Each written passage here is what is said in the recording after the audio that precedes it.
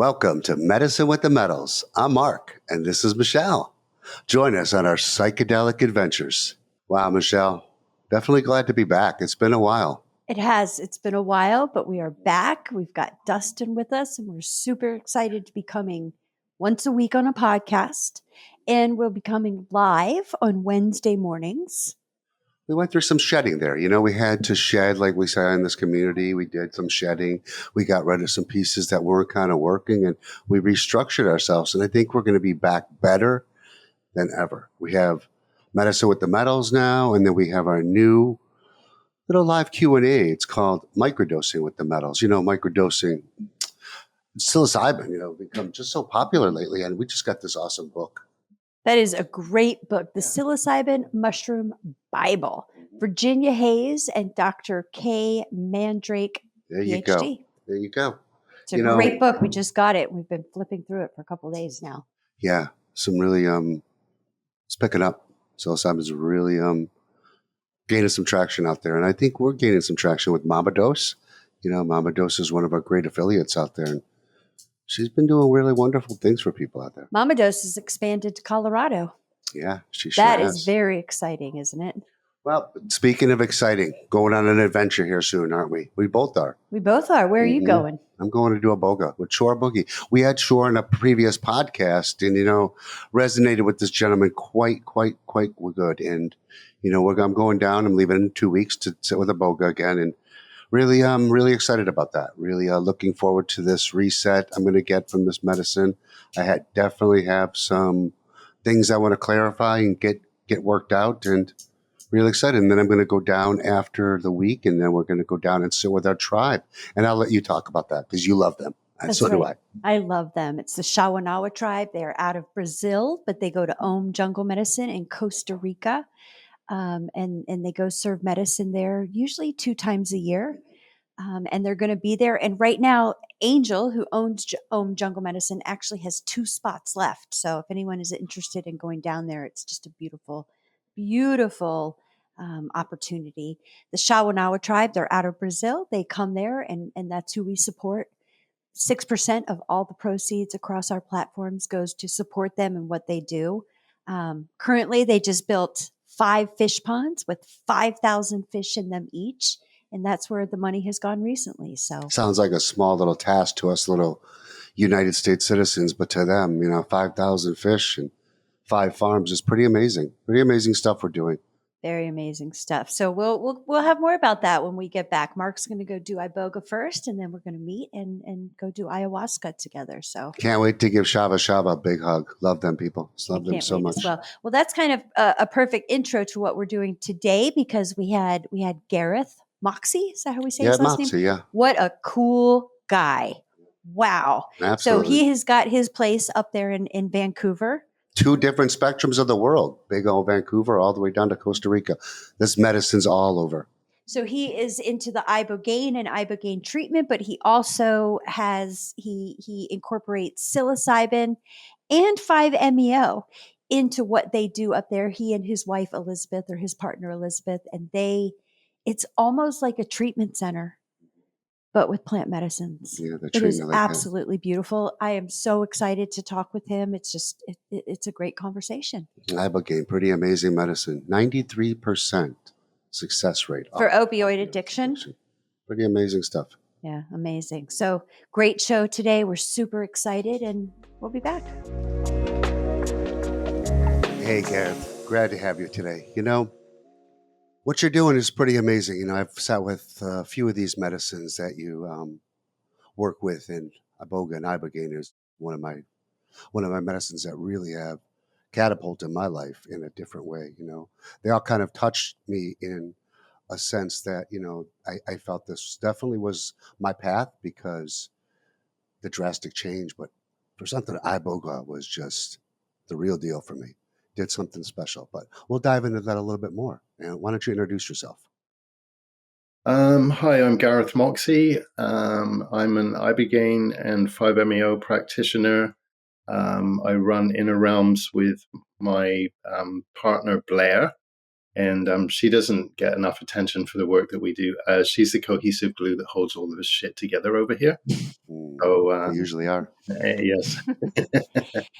So I love what you're doing there, Garyth. Mark and I were in Vancouver, and this past fall we were there for a conference, a psychedelic conference, and we were stunned by the amount of addiction that we saw literally on the streets in Yeah. Vancouver. Because if my understanding is correct, they have now how is it the law with all drugs in Vancouver, right? It's tell us how that is first. Um, well, I think I haven't really been keeping my finger on the pulse on that one, to tell you the truth. I think it's kind of changing. There had been decrim of all drugs to a certain amount. But there seems to be some backstepping on that. I think maybe that's because people don't like to see public drug use, but Mm-hmm. then Yeah. the people that are engaged in public drug use are the people that don't have homes. Mm-hmm. So, I Boy, would we say, really saw that. because, nobody cares if people use drugs at home. It's just when they see people using them on the streets, And we've got a pretty unique situation in Vancouver. Well, I guess not so unique now. Seems to be happening in a lot of places, but Vancouver, all of the drugs come in here on the West Coast, and then also if you are homeless and out on the streets, well, then you might not die by being in Vancouver. If you're east of the mountains here, then winters are pretty ferocious. And so I feel that, and the downtown east side is kind of, it's like a lot of people in addiction move this way because of the weather and things like that, homelessness. And because we're on the West Coast, we're in some respects kind of like an extension of San Francisco or that whole West Coast liberal kind of way of thinking. So there's quite a lot of programs in place for people in addiction as well. So So the opioid epidemic is pretty significant. terrible. Yeah. Yeah. And that's Yeah. really all a direct result of the drug war. Yeah. Well, Yeah. had we had heroin dispensaries like 15 years ago in Vancouver, we wouldn't be in the mess that we're in right now. Just insane. And so this is how did you first get started into Ibogaine? And if you can explain to us sort of what that represents to opioid addiction. Um, well, how I got into it was I had drug issues when I was younger as an IV drug user between 19 and 21. But drugs had been, especially when I was living in the inner city kind of thing. So, and drugs and alcohol had always been an issue for me at various times in my life. I went into Alcoholics Anonymous. I first started going to AA in the Philippines, of all places, where there was a lot of foreigners end up in Southeast Asia and open bars and stuff like that, and then proceed to drink themselves to death. So that's where I was introduced to Alcoholics Anonymous. So I was kind of bouncing in and out of the rooms for about 5 or 6 years. I could never really get more than about 6 months sobriety together. And then I'd think, oh, maybe I could just have a beer, and literally halfway down through a can of Budweiser, my brain chemistry has changed. And that person that had that beer can't stop drinking beer or anything that comes afterwards. And then also, if anything else that gets laid on the table probably seems like a good idea when I've been drinking. So I was in that repetitive loop, and I was living in Marin County and in Northern California, just on the other side of the Golden Gate Bridge there. And I had been sober for 6 months, but I could feel a relapse was coming around the corner. And I just happened to be in a situation at somebody's house. Some LSD passed in front of me. And I thought to myself, oh, I should take that. I'd taken a lot of LSD when I was younger, but it had been quite some time.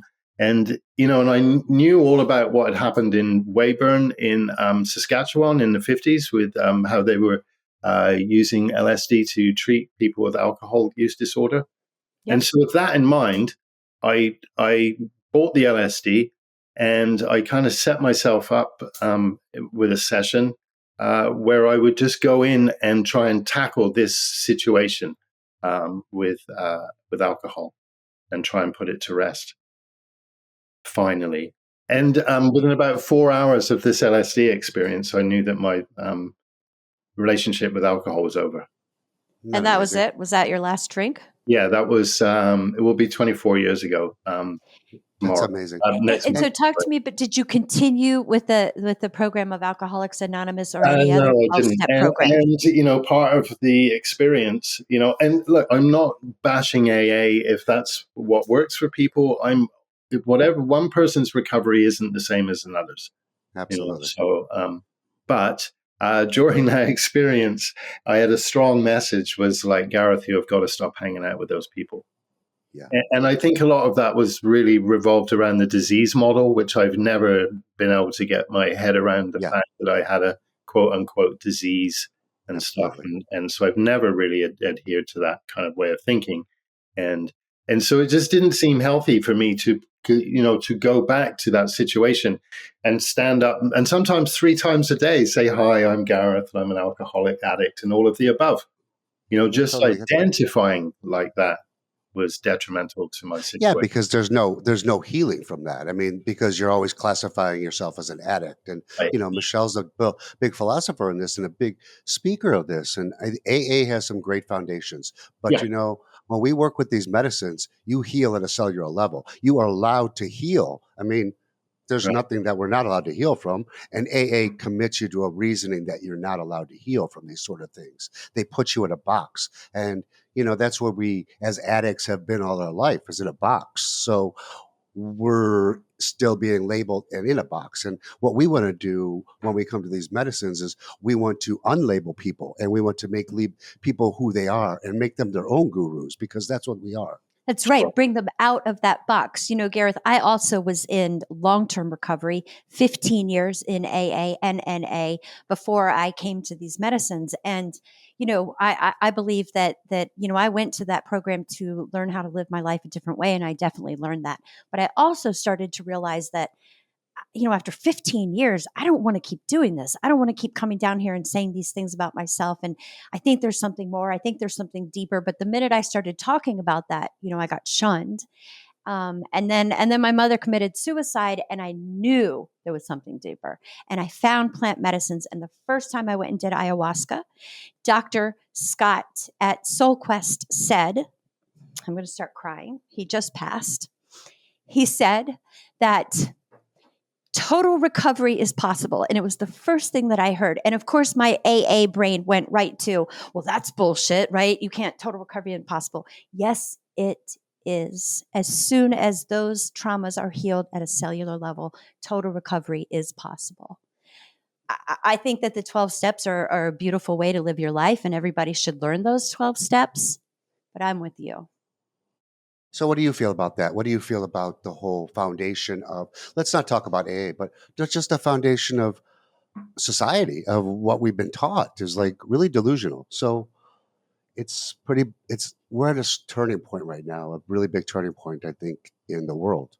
Um, Let's talk about let's talk about your program and what you do there. Because well, let's talk it's about first. incredible. Why don't we dive into a little bit about Ibogaine, and those sort of things, and then we'll Absolutely. dive into 5-MeO a little bit. But let's talk about And Iboga and psilocybin. Ibogaine.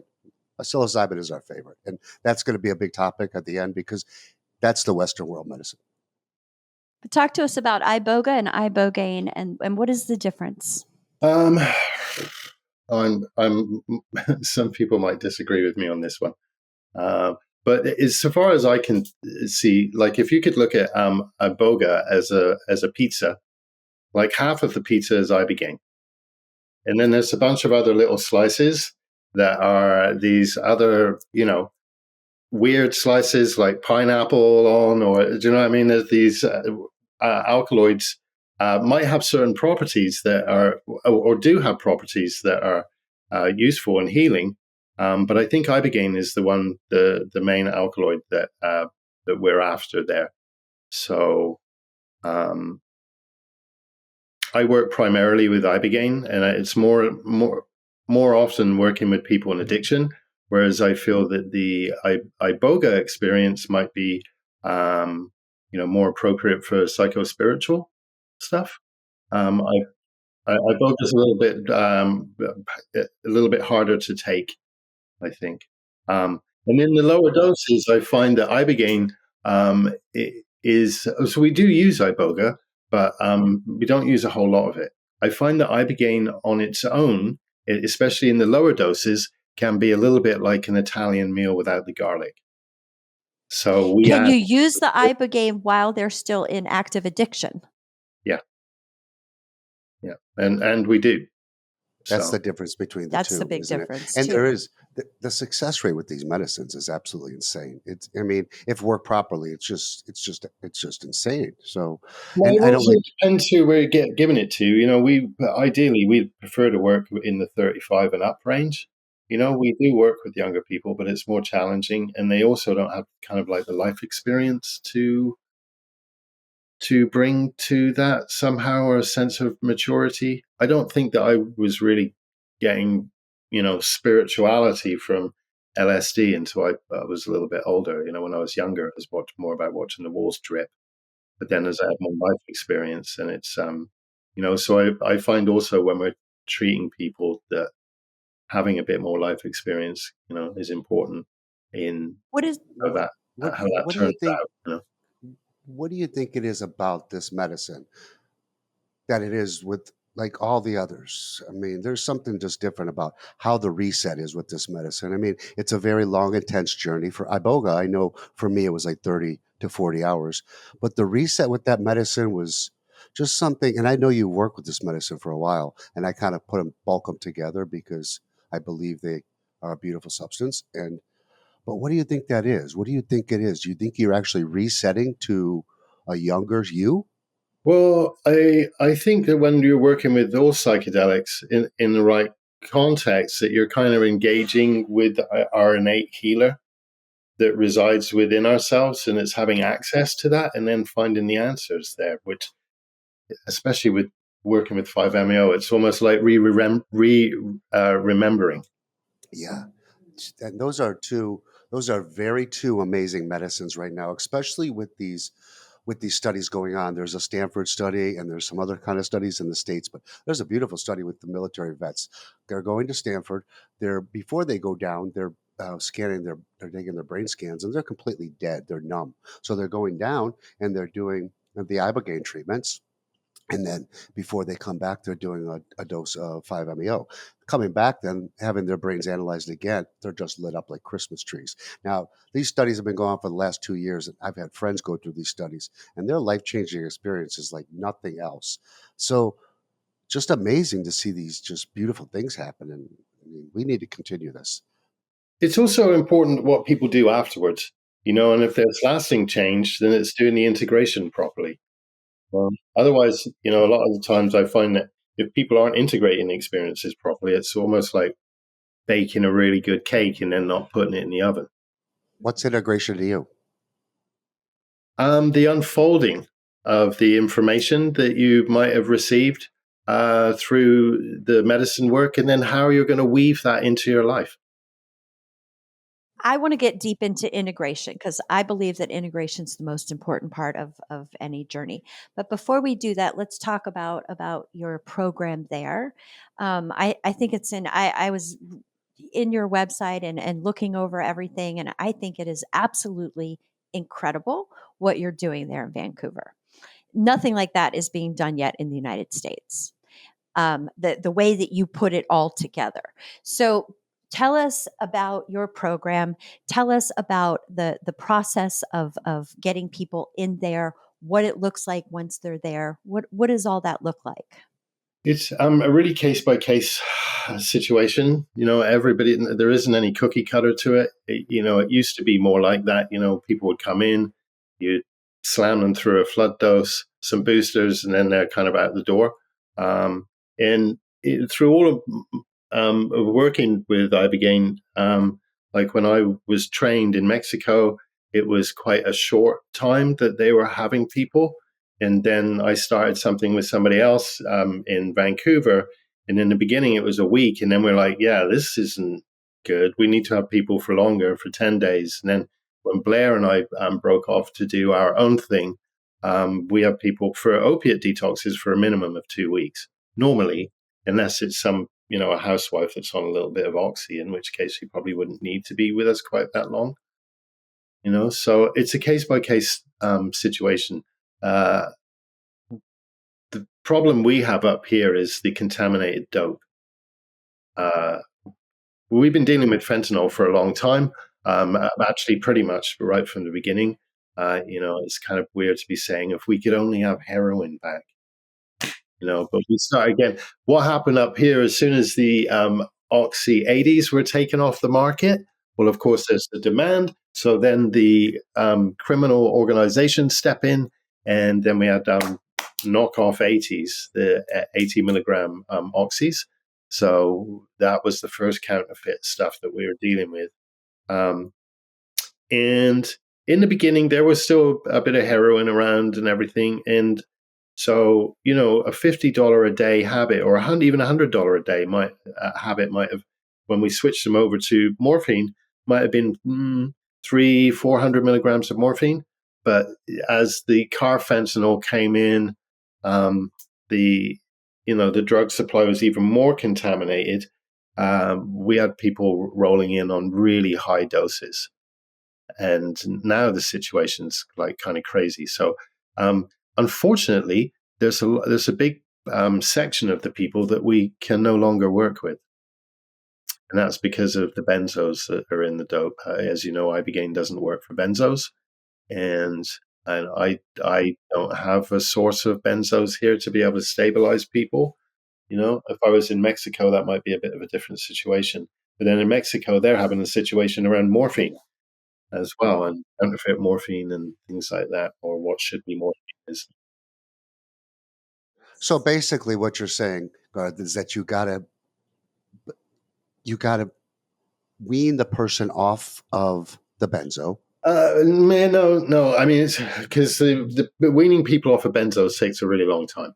Okay. And so those people that are using the benzo dope, if they can't make the switch to morphine and dilaudid, then we can't work with them, unfortunately. We have rapid access addiction clinics in the Lower Mainland where they're basically just trying to keep people alive. So if you go in there and you pee hot for fentanyl, then they'll throw hydromorphone at you, and time release morphine, and then try and get people to switch to a safe supply. But unfortunately, because of the extent of how strong the fentanyl is, even those drugs just are not holding people. And so if they can't jump through those hoops, I can't work with them. We can't work. That's terrible. They That's have to terrible go where through we've that. become, though. We've become such a terrible society with what we've created with this, with Well, these it's a drug war, medications. right? I mean, clearly the drug Mhm. war doesn't work. It's done nothing but create more problems. You can get drugs are easier to get hold of now than they were when I was a kid, and now people used to use the dark web and stuff like that. Now it's all Instagram and Yeah. Sure, it's easy. Yeah. I was just watching a thing on methamphetamine in the States and how these guys just do everything through Instagram. And Yeah. it's right. So It's if the become, drug war was supposed to be keeping anybody safe, well, it hasn't. It's been a colossal failure. And so and what it's, are we going to replace it with? Because what we're doing at the moment isn't fucking working. yeah, No. I mean, the it's been a safe big lie suppliers, but it to a certain degree, but it's a little bit too late. Do you know what I mean? They should have been addressing this in much the more. 80s. Yeah. Well, but then in the 80s, we had the Just Say No campaign. Well, And to see that how was a well. big lie. Yeah, exactly. Yeah. I mean, if we Yeah. classified plant medicines as narcotics, I mean, are we insane? It just doesn't even make sense to me. Well, I here's the mean, thing. I mean, we are when you, slowly evolving. yep, We very are a true. distance away from Mhm. Nixon's drug war, which kind of For sure. lumped everything in together. So, we are slowly, but not fast enough. We're not moving fast enough. Yeah. I Yeah. mean, when there's never been a clinical death from cannabis or a clinical death from psilocybin, why is it classified with the same medications that are Yeah. clinically dying people every single day? Heroin. It's insanity to me. It's Yeah. insanity. Yeah, So, I feel that maybe as Wild West as things are out here in British Columbia at the moment, I think that the cannabis got legalized in Canada due to what was going on in British Columbia and Vancouver. Because cannabis was in a gray area, and there were like more weed dispensaries than coffee shops in Vancouver. Well, now you work very closely with your clients with oils, cannabis oils, correct? That's more. That depends. That's also a case by case thing. But some people that are cannabis naive or something, then it's I don't. But it can be really helpful in an opiate detox. But we make more cannabis oil for cancer patients that have found us through the Dosed movie, the second one. And then how do you, okay, so when somebody comes in, and I know it's not a one size fits all, so it's different for each person, but you incorporate the Ibogaine, 5-MeO, and psilocybin. Yeah. Again, that's case by case. Yesterday we did psilocybin. I've had somebody in for an opiate detox, and so I've been working slowly with him, repeatedly in low dose. And I think he was off the morphine on Friday, and today is Wednesday. Yesterday we went for a psilocybin hike through the forest, which was I feel was beneficial for the client. Today we're doing 5-MeO. So 5-MeO is normally at the end of opiate detoxes or any of the Ibogaine work. I find that there's a synergy that happens with the 5-MeO and Ibogaine. That you get a better result working with both of them than you would with either of them on their own, if that kind of makes sense. I think that makes so much sense because, I mean, at the end of the day, you're working with the God molecule, the molecule that actually, I've just experiencing that medicine is, to me, I think it's the closest thing you're ever going to get to death because the DMT release is just so intense. And when you see that white light and that vivid, I mean, I've had those exposures to that, and there's nothing that I could, that actually helped me not fear death anymore. I don't fear to die anymore. I fear the beauty of it. I think at the end of the day, that's what we're here for is to, I mean, that is our gift, right? I believe so. Yeah, one of the most important aspects I find with the 5-MeO, working with people in addiction, is the possibility for self-love. And as we come through the working with the Ibogaine and stuff, which can be not easy. There are a lot of shadow material can come up, when we're working with Ibogaine, but the 5-MeO at the end, it's yeah. For people, and when we're in addiction, that's the last thing we have is any self-love. It's always like self-criticism and, forever berating ourselves about this, that, and the other. And then to be able to step in with a medicine like that, and then to feel that on a cellular level, it's I think that connection with the 5-MeO is really important too. That sense of belonging and all being one. It was Mhm. this total understanding of I get it, I get it, I get it. We're all one, and I think that from an addiction point of view, because for myself in my addiction, I felt so separate. And Yeah. so that feeling of being connected and being Yes. one, which was the biggest gift I received from 5-MeO. Again, I'm going to cry. It's so emotional to It me. gets me It choked up is. talking about It It it. does. does. It's I a get very chills all over powerful. my whole body because Yeah. it's such a connection. It's such an understanding of connection, and it's easy to lose that. How do I say this? I haven't lost that connection, but remembering, like the second time I did 5-MeO, we videotaped it for very personal reasons, and the whole time I kept saying, "I get it, I get it, I get it, I get it." And afterwards, the facilitator asked me, "What do you get?" And I said, "Everything, everything. I get everything," and I understood it completely. Now, 3 days later, when I was going back and watching it, I didn't remember everything exactly as I remembered it on my journey, but that connection was still there. Because I think we all, like, I say this in a humble way, but we search for God.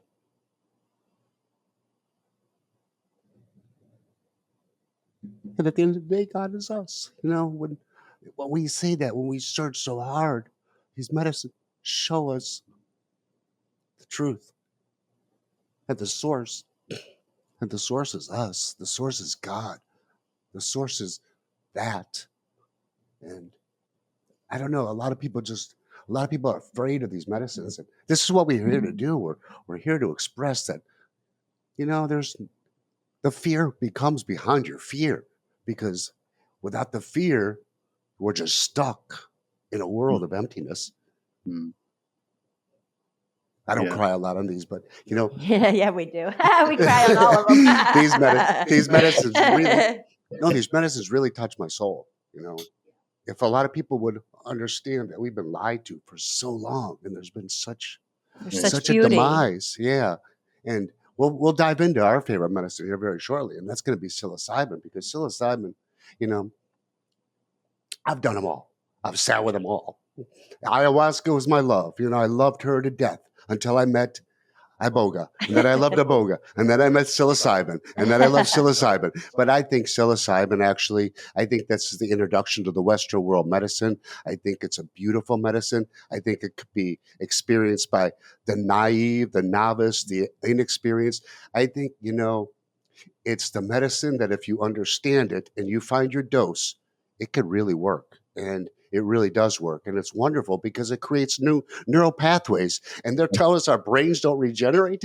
Yeah, they Shit, they regenerate. Yeah. I'm smarter now than I was when I was 16. You probably thought you were a lot smarter at 16. Fuck yeah. I ruled the world. Now I'm just humble. Yeah, mushrooms, coming from the UK, a lot of us in the psychedelic world cut our teeth on psilocybin, just because they grow wild there, the small liberty caps. So that's kind of how most of us got our introduction into that world, so. Let's dive into that a little bit. Yeah, so you use psilocybin. We love psilocybin. We just think it's such a beautiful medicine, and it's such. The thing about psilocybin is anybody can access it, right? And anybody can use this medicine. It's not like ayahuasca where it's you should go to Sure. church, or iboga, or this is a Yeah. medicine that you can do at home Yeah. with the proper guidance. Yeah. So Form let's your talk own about relationship. psilocybin. Yeah. Yes, Form a relationship. exactly. Yeah. Be your own guru. It becomes such an intuitive medicine. It's such a beautiful medicine. And everybody who starts microdosing always gets called. I always tell them the mushrooms call you. They're going to call you deeper, and they always do. So Yeah. talk to us about the psilocybin and how that works into your program. Well, psilocybin is a request, that people come specifically to work with psilocybin, or I will throw it in where I feel that it might be beneficial to somebody. If we have somebody for a longer period of time, then yeah, we're probably going to incorporate some psilocybin into the experience. But it's more often people coming specifically for that, so that's kind of what we offer is Ibogaine, 5-MeO, and psilocybin. So yeah, like I say, I did the synthesis course. I was on the first year around with that, and that was very insightful. They were doing more about ceremonial stuff and working in ceremonies. I'm neurodivergent. I have ADHD. I find that if I prefer just to work with one person, if I'm working with more than that, in an individual session. So I find that the ceremony model is a little overwhelming for me. So yeah. And how about your thoughts on microdosing and microdosing after ceremony or after, going through these experiences? Yeah. It can be very useful for people. I tend to have people microdosing LSD. I I've think heard that might this. be, sorry? I've heard this. I've heard Wonderful this very things. beneficial. Yeah. Yeah. That might be more about my own preference, I think. growing up in the 80s, we did bucket loads of LSD. So it was very, there was a lot of it around in the 80s and stuff. We would have been really good friends in high school, Gareth. I find that psilocybin couch locks me a little bit. It was nice yesterday when we were out in the forest and stuff, but otherwise I tend to not get things done if I microdose mushrooms, so I prefer LSD. That is very interesting.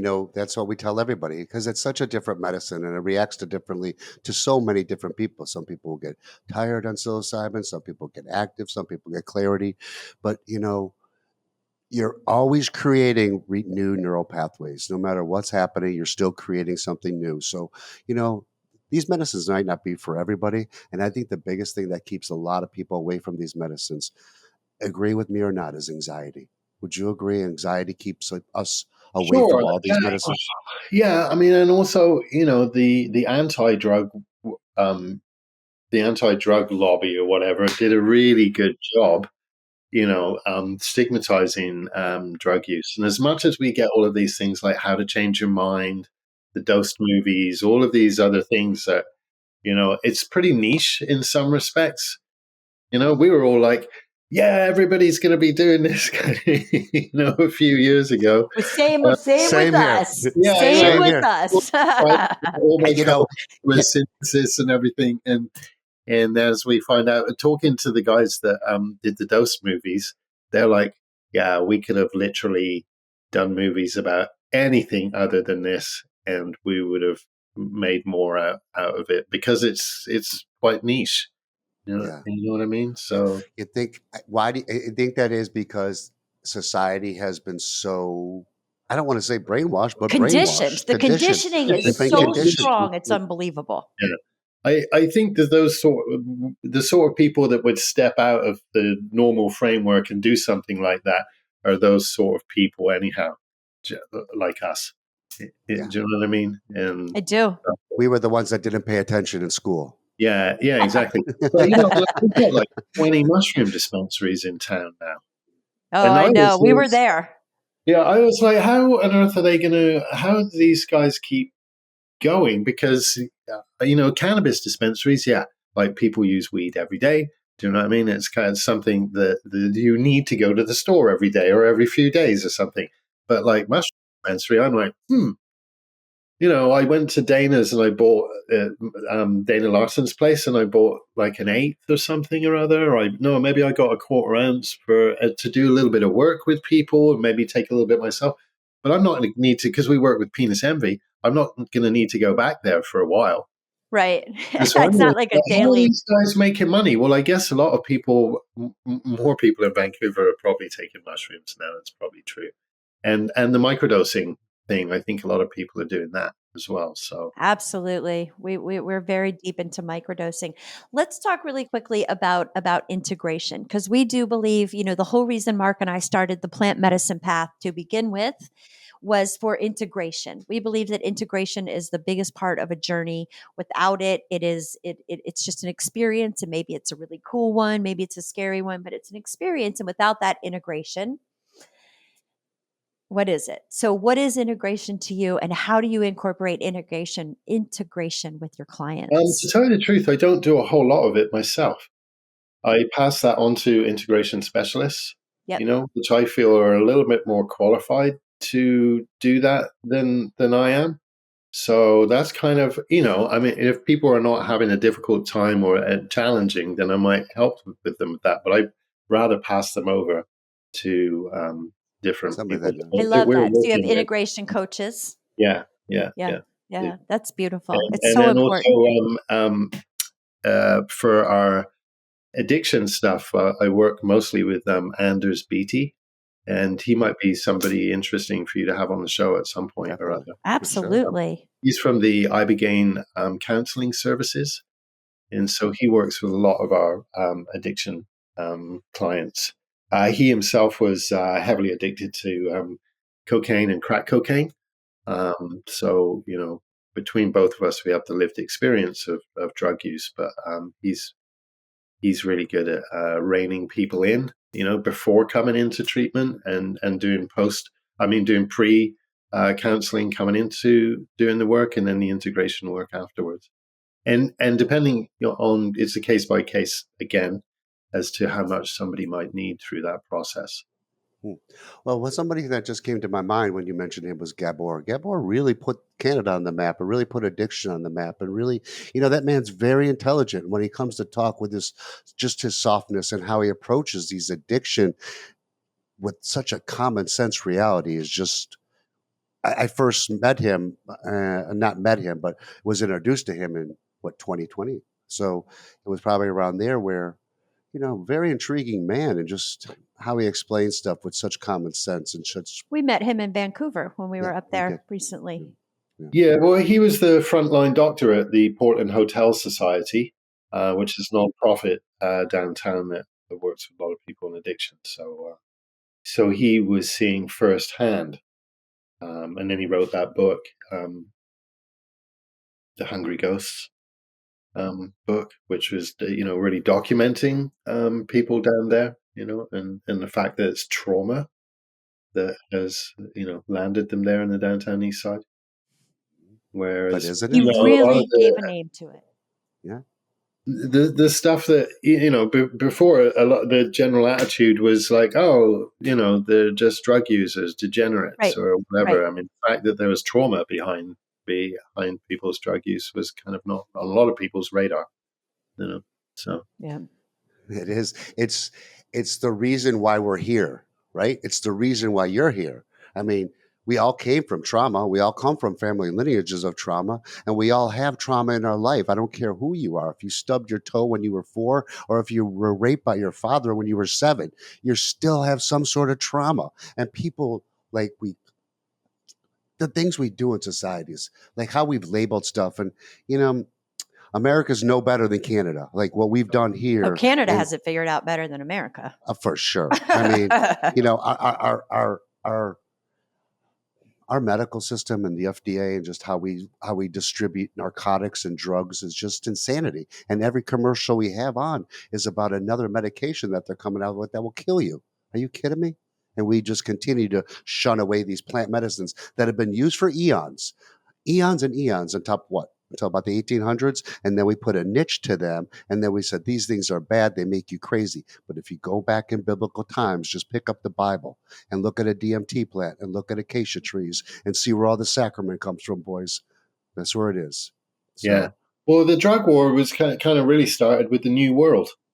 Yeah. Because they came over here and then they were using peyote and ayahuasca mhm, and all, and yeah. the psilocybin, and that's kind of where there was the beginnings of that part of the drug war. I mean, I guess we were doing our own thing in Europe to witches or anybody that, you know, Had any kind of with different any kind of idea.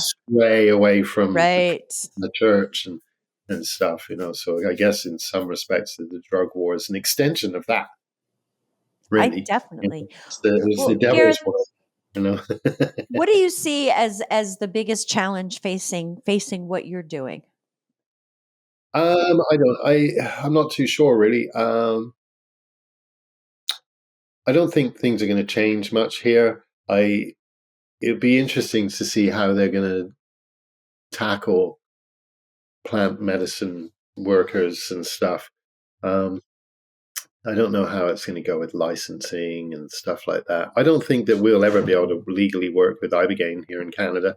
I think it will be taken over by the medical establishment, and there'll be quite some strict laws around that. It's already in the Schedule 6, so they already did that to try and stop people from working with it. That happened in 2016 or 2017. Somebody called me up and said, "Hey, did you know that Ibogaine has been rescheduled in Canada?" And I was like, "What?" And they said, "Yeah, go look on Health Canada's page." So I looked at it, and it's like, yeah, for sure, it had been illegal for a year. It's not like they called us up and said, "Oh, by the way," So It's just insane. So the underground is the way to go for a while until well, they it's going to be because make It's they're going to some. be refusing anyway. to do anything. Like Dana Larson from the Mushroom Dispensary, he they raided him, took all of his from his 3 locations, took all of his product, and locked him up for 8 hours, but didn't charge him. And then he went back and restocked his 3 locations and promptly opened back up. And then there was a meeting with that was going to happen, or a meeting did happen with the city councillors about forming some kind of framework around mushroom dispensaries. But I think psilocybin's a Schedule 1, so it's a bit, we're in a situation where they're like, oh, kind of like the cannabis dispensaries. We'll just let them, it's the Wild West, we'll just let them do their thing, Well, and when we were there, when we were in Vancouver, we went into a dispensary one day, a mushroom dispensary, and they had LSD and they had MDMA and they had mushrooms, but they had just been raided, and so but they only took some of the stuff. It was so funny. She was like, "Oh, you can get this still and this," but they took this he's and been this. raided again. He's been raided again. Yeah, and but Fascinating. It was fascinating. Mark But and you I were now, amazed. but you now in the States now, now cannabis is like to the government. It's like, wow, this is the new gold, to them. But remember, just 10 years ago, it was the evil weed. sure, It's just yeah, so bizarre how they yeah. flipped the switch. Well, I mean, we're slowly evolving, right? And so We think. yeah. Well, I first got my first cannabis card in California, and when I first came here, like 15 years ago, it was very difficult for me to find cannabis or even get cannabis in to get a card to be able to get cannabis. And but then that all changed very quickly, and I watched it change very quickly in the States. How cannabis was now there's no longer medical cannabis now there's recreational cannabis, and do you know what I mean? So it's never moving at the speed we'd like to see it move. There are Of course. still people locked up in the United States Yeah, for yeah, cannabis. There are yeah. still Probably, yeah, people black or brown locked up. people, probably, Yep. but for the most Absolutely part, black or brown. yeah. Absolutely. It's So, terrible. So yeah, before we end here, why don't we talk a little bit about your place? Why don't we mention some names? Why don't we talk about what it's about, where it's located? yeah. Well, we're in the Lower Mainland. We're actually kind of away from Vancouver at the moment. I don't say exactly where we're working, but we're kind of on the coast. And yeah, we have quite a large house that we're using at the moment with beautiful views and stuff. When people come over to work with us, they depending on what people are coming in for.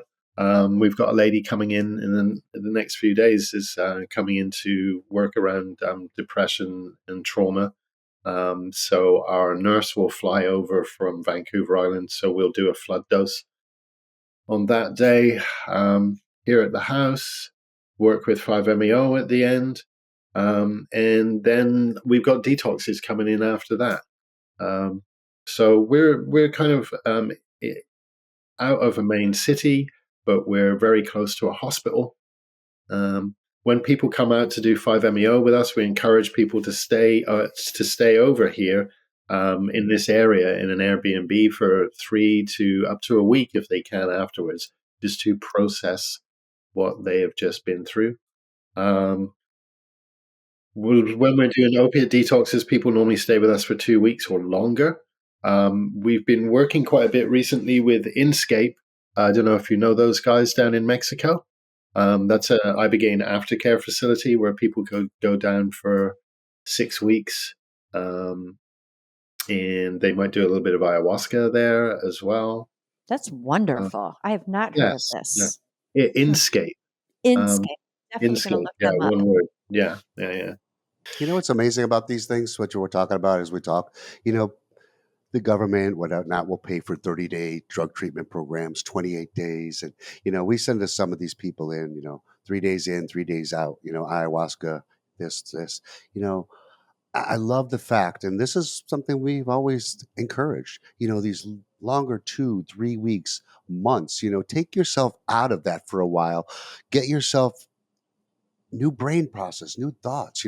Don't just indulge yourself in medicine right away and hop into the 3D world. It's just really rough. Yeah, yeah, yeah, yeah. Yeah, It's important to take the time. yeah, it is, and unfortunately, a lot of people don't have the resources for that. Absolutely, you're very true. And we're already expensive, but we're cheaper in a lot of places in Mexico.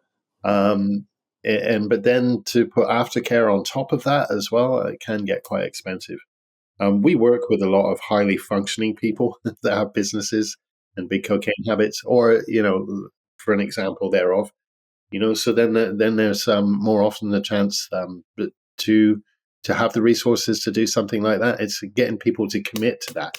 People in addiction, we always try and wiggle our way out the easiest way if we can, Absolutely. and then Yep, we for sure. learn through trial and error. Like, fuck, that's not good. I've got to put more into this. So that's why we would rather work with people in their 30s and above. That their addiction is no longer.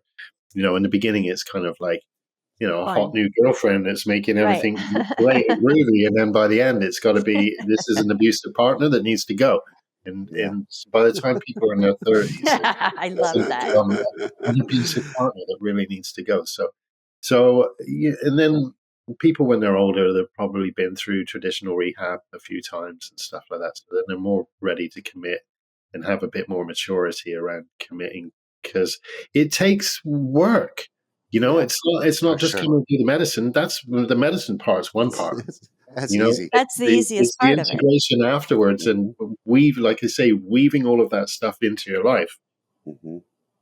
And you know what? These medicines definitely work. They definitely work when you do that process. When you take the medicine, when you do the integration, and you change your life. Because if you're not changing anything, what are you doing this for? If you just want to sit there, just sit there. That's where most society is right now. And just talking to you, yeah, you're just that guy. So, and I really appreciate it. I thank you. Yeah, we really appreciate what you're doing there. I love their concept and pulling all the things in together and working with the 12 steps because they are beautiful, right? And all the things. I think it's absolutely beautiful what you're doing, and I'm just grateful for the work that you're doing. Thank you. Well, thank you. If you like when I recovered with the LSD, that's when it brought me to Ibogaine. I was like back then. This is almost 24 years ago. So it was just finger tapping on my friend's Apple computer about psychedelic recovery, and then I'd known about Iboga since I was very young, but not about its addiction breaking qualities. So when I found out about that, I was like, yeah, I'm going to go to Canada and open an Ibogaine clinic.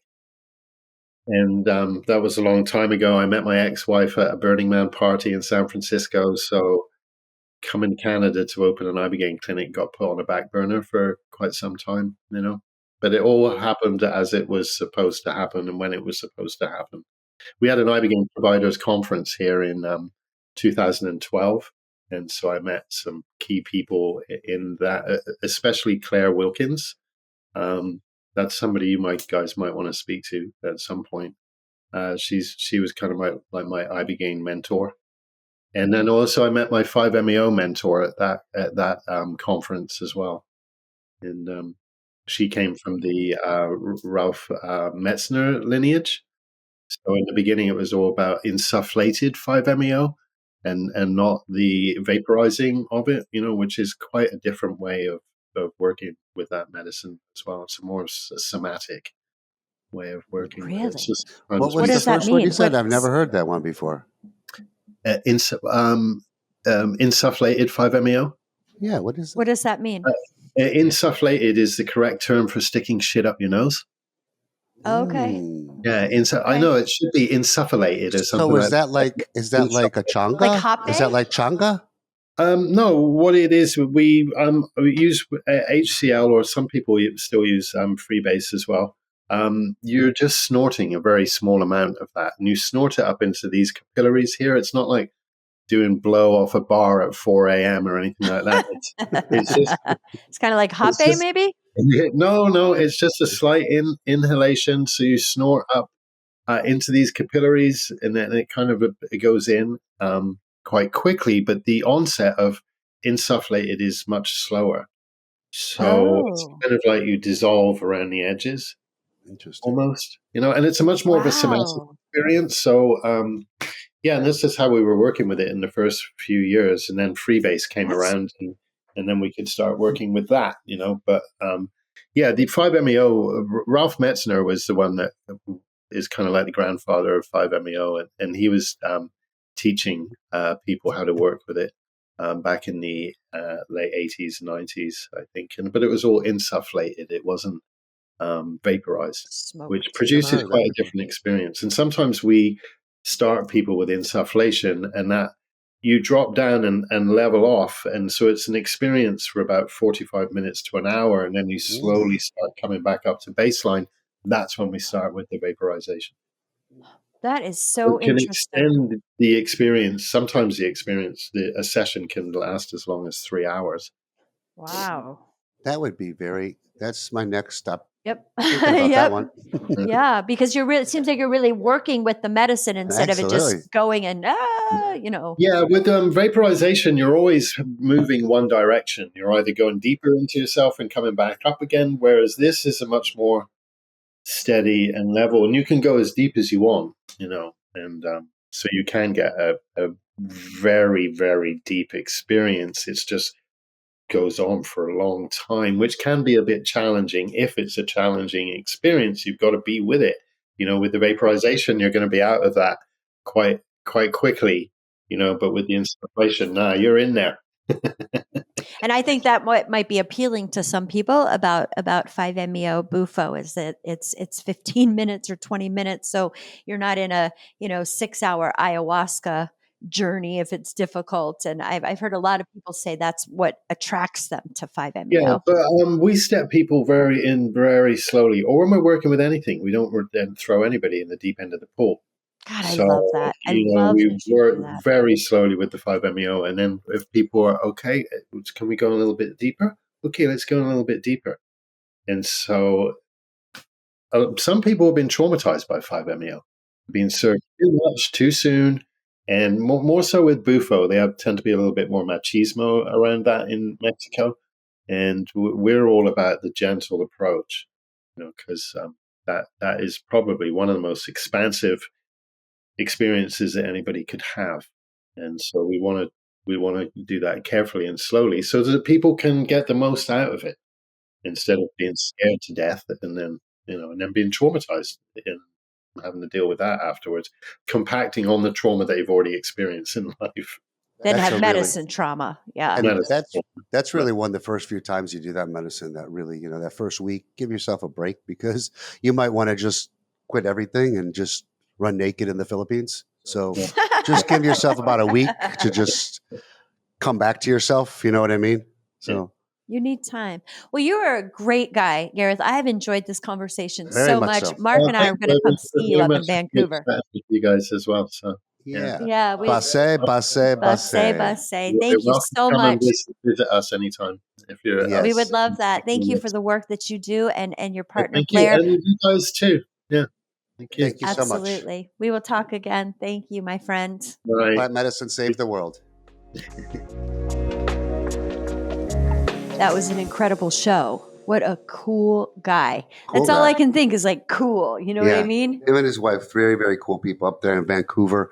I mean, so much respect. 30 years doing this, like before it was even like knowledgeable or known. And this guy's diving into these medicines like that. So Pretty cool. knowledgeable and how he comes from a place of experience. I mean, he came from drug addiction and that's how he got started in this. And I think it's really cool how he and Elizabeth, is that his wife's I name, think his so. partner, how they individualize each person and their experience there. Because it's not a one size fits And I all. think that's what we always say on this journey, when no matter what psychedelics in general, we're taught so well in the Western world that, one size fits all. Take this medicine, get numb and dumb. This is like psychedelics are a different kind of healing meditation, healing medicine. They're just, they work differently. You have to pay attention to what's going on sometimes. You just can't take a pill and just say everything's going to be fine. And I just like the whole 2 week, 3 week, 4 week process. I think it's very important to get yourself out of that arena for a while and integrate some new thoughts. That's just my thought process. I It's think it's really important to get out of your life cycle for Sure. more than a weekend or 5 days or even 28 days, right? Which is a normal treatment program. It's important because it takes that long. you're creating those new neural pathways, but to fill them with new things. You know how they always say right after ceremony is the most important time, those couple of weeks when those neural pathways are establishing, to start establishing new habits. And so, because that's what sticks with you. Well, just look what benefited us. I mean, look at COVID. COVID was there. We did ayahuasca. COVID gave us a chance to really sit home. If I had to go back to work, I don't think this process would have worked for me. You have to have some integration process. You have to have some integration. You have to get away from the matrix somehow. You do, because if you go right back into the pressures of your life, then nothing changes if nothing changes, right? Yeah, and so if you absolutely. go and you have this very profound experience and then you're thrown right back into the water with the sharks, it's beautiful what they're doing. I appreciate Definitely. it so much. You and I spent some time in Vancouver. We went to a psychedelic conference up there and we were stunned by the amount of drug addiction flaunted right out in the streets. It was so sad. It's terrible. It's absolutely terrible. You know, war on drugs hasn't worked. War on not drugs hasn't worked. Just how they class, you know, they really have to, we have to revisit this whole cycle we're doing, you know. I think things are happening. So not soon enough, but things are definitely happening. But great conversation today with him. Fantastic. I would never do 30 grams of mushrooms, but more power to him though. Okay, let's hit on that really quick before we go, because I when he said let's talk about high doses, I'm thinking 8 to 10 grams. Now I went and sat with a vet in Texas who did 8 grams, and I was very nervous to sit with her. Very experienced medicine woman, so this was not, something crazy for her, and it went well. This is not what Garyth was talking about. Garyth was talking about 30 to 40 grams of psilocybin. So he talked about a gentleman, and I apologize, I can't remember his name off the top of my head, but he's a professor, and he does this. He did a 40-gram journey, and he did a YouTube, and I watched about his journey, and holy shit, I would never do something like this. I think my anxiety would just kill me.